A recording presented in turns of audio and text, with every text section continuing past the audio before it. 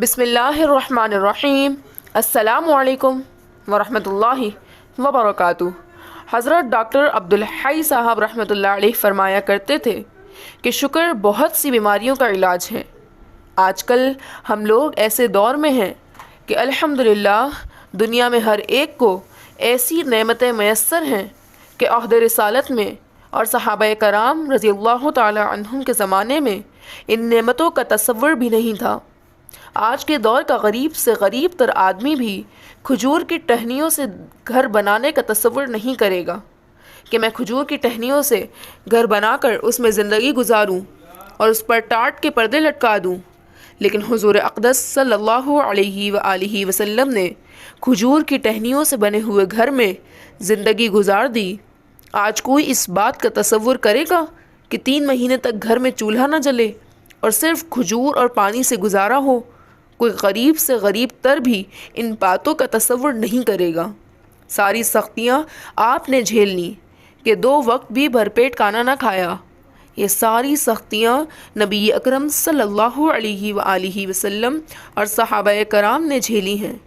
آج ہم میں سے کسی کا حوصلہ نہیں کہ وہ ان سختیوں کا تصور بھی کر سکے۔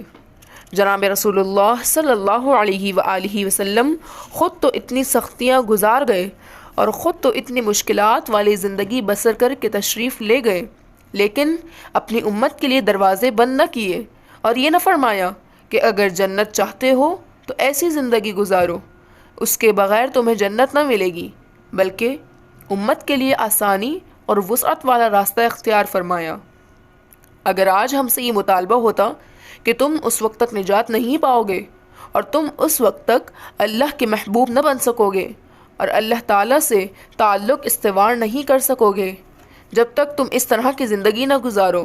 جس طرح کی زندگی رسول اکرم صلی اللہ علیہ وآلہ وسلم اور صحابہ کرام نے گزاری، تو اس مطالبے پر بڑے بڑے علماء، بڑے بڑے صوفیاء اور اولیاء اس میں فیل ہو جاتے۔ کس میں یہ طاقت ہے کہ اس طرح کی زندگی گزارنے کا حوصلہ کرے؟ رحمت للعالمین رسول اللہ صلی اللہ علیہ وآلہ وسلم پہ قربان جائیں کہ خود یہ سختیاں برداشت کر کے امت کے ادنا ترین غریب ترین فرد کے لیے مثال قائم کر گئے، وگرنہ اگر حضور اقدس صلی اللہ علیہ وآلہ وسلم نے عیش و عشرت کی زندگی گزاری ہوتی اور شاندار مکانات میں رہے ہوتے تو اس امت کے غریب افراد یہ سوچتے کہ ہم تو بہت محروم رہ گئے، لیکن رسول اکرم صلی اللہ علیہ وآلہ وسلم نے امت کے غریب ترین فرد کی سطح پر آ کر زندگی گزاری تاکہ امت کے غریب سے غریب آدمی کو بھی یہ تسلی رہے کہ میرے سرکار جناب رسول اللہ صلی اللہ علیہ وآلہ وسلم نے بھی ایسی زندگی گزاری ہے۔ حضرت ڈاکٹر عبدالحی صاحب رحمہ اللہ علیہ فرمایا کرتے تھے کہ وہ مجاہدہ تم کہاں سے کرو گے جو مجاہدہ صحابہ کرام کر گئے؟ البتہ اتنا کرو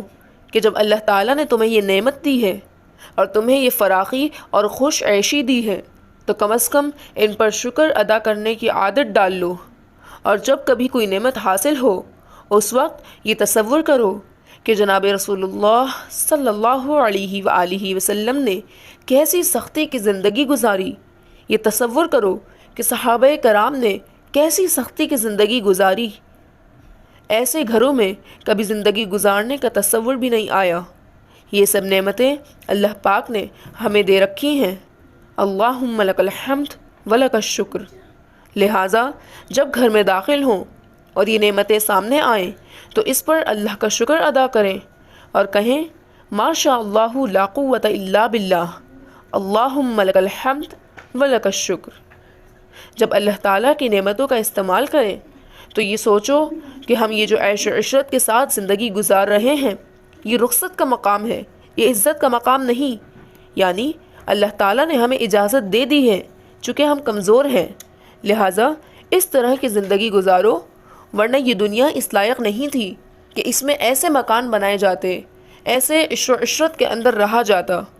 اور دوسرے یہ سوچو کہ نبی اکرم صلی اللہ علیہ وآلہ وسلم اور صحابہ کرام نے کس طرح کی زندگی گزاری اور ہم ان کے مقابلے میں کیسی زندگی گزار رہے ہیں۔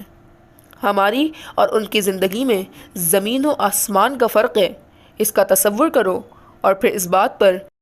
اللہ جل شانہ کا شکر ادا کرو کہ اس نے یہ نعمتیں عطا فرمائیں اور ان نعمتوں کے استعمال کو حلال بھی کر دیا، جائز بھی کر دیا۔ حضرت سلیمان علیہ السلام کو اللہ تعالیٰ نے کیا نہیں دیا تھا؟ حکومت دی، سلطنت دی، محلات دیے، خدام دیے، غلام دیے، انسانوں پر حکومت دی، جنات پر حکومت دی، چرندوں اور پرندوں پر حکومت دی۔ جب یہ نعمتیں حاصل ہوئیں تو آپ نے فرمایا رب اوزعنی ان اشکر نعمتک التی انعمت علی وعلی والدی وان اعمل صالحا ترضاہ وادخلنی برحمتک فی عبادک الصالحین۔ اے میرے پروردگار، مجھے اس بات کی توفیق دیجیے کہ میں آپ کی نعمتوں کا شکر ادا کر سکوں۔ یعنی صرف شکر ادا نہیں کیا، شکر کی دعا کی اور اللہ تعالیٰ سے شکر مانگا کہ یا اللہ، جب تک آپ کی طرف سے شکر کی توفیق عطا نہ ہوگی میں شکر کا حق ادا نہیں کر سکتا، لہٰذا شکر کرنا بھی آپ ہی سے مانگتا ہوں۔ اور یا اللہ، نعمتیں تو آپ نے ساری دی ہیں، لیکن میں آپ سے یہ مانگتا ہوں کہ آپ کا شکر ادا کروں، اور یہ مانگتا ہوں کہ ایسا نیک عمل کروں جو آپ کو پسند آ جائے اور آپ کی رضا کے مطابق ہو۔ اور اے اللہ، اپنی رحمت سے نیک بندوں میں داخل کر دیجئے۔ ایک مومن اور ایک کافر میں یہی فرق ہے۔ قارون کو صرف خزانہ ملا، اس کو حکومت نہ ملی، نہ انسانوں پر، نہ جنات پر، نہ چرندوں پر، نہ پرندوں پر، صرف دولت مل گئی تو وہ اس پر کہتا انما اوتیتہ علی علم عندی، یہ دولت تو مجھے اپنے علم کی بدولت ملی ہے، میرا ہنر ایسا تھا، میرا علم ایسا تھا کہ اس کی وجہ سے یہ دولت حاصل ہو گئی۔ اس دولت کو اللہ تعالیٰ کی طرف منسوب نہیں کر رہا ہے۔ نتیجہ یہ ہوا کہ وہ ساری دولت اس کے لیے زمین میں دھسنے کا ذریعہ بن گئی۔ دوسری طرف حضرت سلیمان علیہ السلام کہ ان کے پاس اتنی بڑی حکومت تھی کہ دنیا میں آج تک کسی کو اتنی بڑی حکومت نہ ملی، لیکن اس کے باوجود گردن اکڑی ہوئی نہیں ہے، بلکہ اللہ تعالیٰ کے سامنے سر جھکا ہوا ہے کہ اے اللہ، میں تو اس نعمت کا شکر ادا کرنے کے بھی قابل نہیں، اپنی رحمت سے مجھے شکر ادا کرنے کی توفیق دے دیجیے اور اس بات کی توفیق دے دیجیے کہ ان نعمتوں کو صحیح استعمال کروں اور آپ کو راضی کرنے والے عمل کروں۔